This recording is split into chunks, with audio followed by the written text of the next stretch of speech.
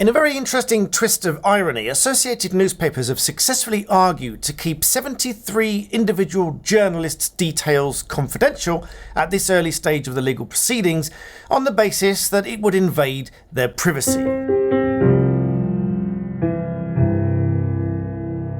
So following on from my previous video, there are lots of comments very interested in what these legal proceedings are all about, what is happening this week, and more generally the background that surrounds these current allegations against the Mail. So as I said, Associated Newspapers have successfully argued that there's no justification for the publication of their journalists' names at this stage, telling the court that publication of these names would cause immense reputational damage and invade their privacy. And at this early stage, the judge has agreed and temporarily blocked the identification of these journalists pending an interim judgment, partly because these individuals have not yet had the opportunity to provide a defence. Now, to answer some of your questions, this week is purely legal argument and procedural, so this is not the full trial as of yet. One of the reasons this case has reached so much prominence in the world's media is because nobody really expected Prince Harry, or perhaps others, to attend these proceedings this week, and thus it's created quite a bit of a stir. And whilst temporarily blocking the identification of the journalists, the judge said, although I do recognise that I'm preventing the reporting of the journalists' names at this stage, this is in the interests of fairness and the administration of justice. Arguing on behalf of Prince Harry and others, Barrister David Sherborne, who you may remember from representing Johnny Depp, commented that it was surprising to see a newspaper that has campaigned for press freedom objecting to the publication of the names, saying that different rules apply to their journalists suspected of wrongdoing as opposed to others who are suspected of wrongdoing. Mr. Sherborne told the court that the claimants collectively accused the Mail of engaging in a wide range of illegal activity, including illegally intercepting voicemail messages, listening into live landline calls, obtaining private information such as phone bills, medical records, by deception or blagging, and using private investigators to commit these unlawful information gathering acts on their behalf, and even commissioning the breaking and entry into private property. But just to be clear, these allegations, of course, have been denied. The irony in this story, of course, is that Associated Newspapers has used the Human Rights Act to argue that the journalists' names should not be published, a piece of legislation which the Daily Mail has often criticised in the newspapers. But Associated Newspapers' argument didn't stop there. In fact, they are trying to get the case thrown out on legal grounds, two separate legal grounds, at this very early stage. First of all, the argument that the case is largely based on material that was confidentially passed across in the Levison inquiry back in 2011.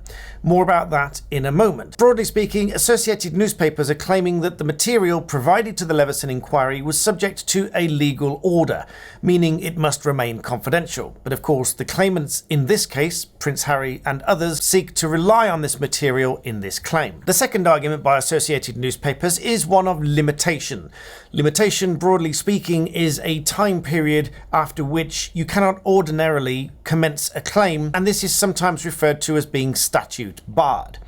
The argument by Associated Newspapers is that Harry and others have essentially waited too long to bring this claim. In other words, they have 6 years from learning that they are potential victims in a case to go ahead and file legal proceedings. The argument being that the claimants in this case must have, they say, had a reasonable suspicion that they were potential victims of illegal behaviour prior to 2016, meaning that this 6-year limitation period has already passed, given that these proceedings only commenced in October last year, 2022. But back to the Levison inquiry and the material within it that Associated Newspapers say should remain confidential. Speaking on this issue, Mr. Justice Nicklin said that it isn't clear who is policing the undertakings, the promises of confidentiality, as to the Levison inquiry, as it no longer exists.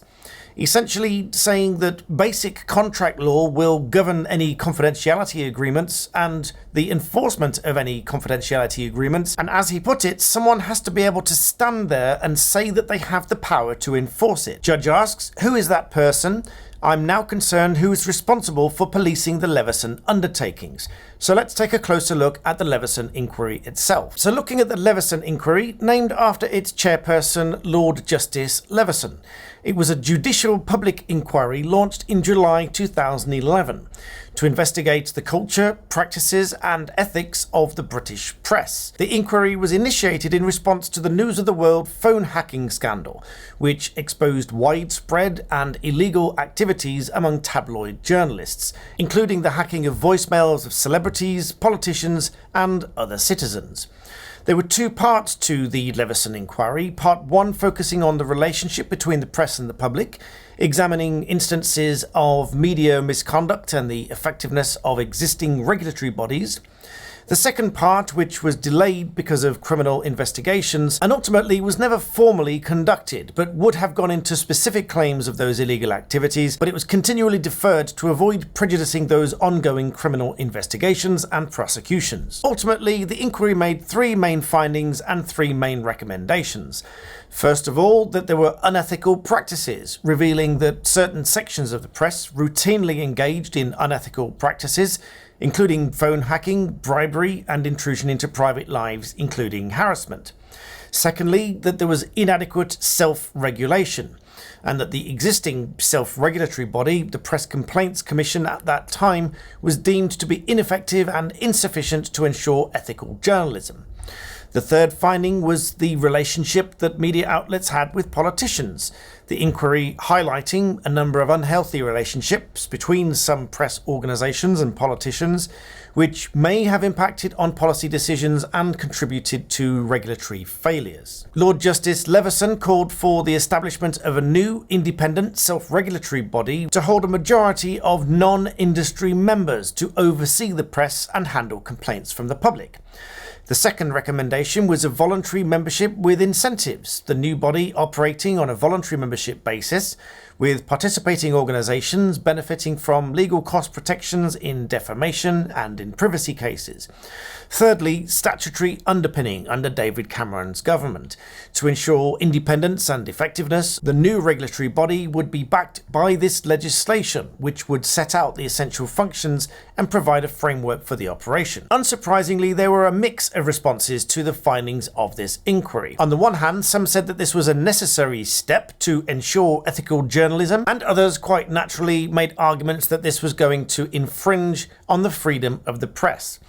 Ultimately, the government decided not to underpin any initiatives by legislation, but instead opted for an independent press regulation, resulting in the Independent Press Standards Organisation established in 2014 as a self-regulatory body. Moving back to the case with Prince Harry and Sir Elton John and others, Barrister David Sherborne for the claimants argued that this material, although it may be highly confidential, was highly relevant to the case, claiming that even if the judge found that they were in breach of orders imposed by the Levison inquiry, which restricted disclosure, removing this element from their arguments of the case would be draconian, telling the judge that they don't accept that there is no room for manoeuvre. So rounding off, as I said, this week is a week of intense legal arguments, but the arguments and the outcome of those arguments could have a significant impact on the press and on people who are claiming breach to their right to privacy. As always, I welcome your thoughts and comments and questions in the box below, and I will be back for more as this case unfolds. Please do remember to like this video and subscribe, and as always, thank you so much for watching.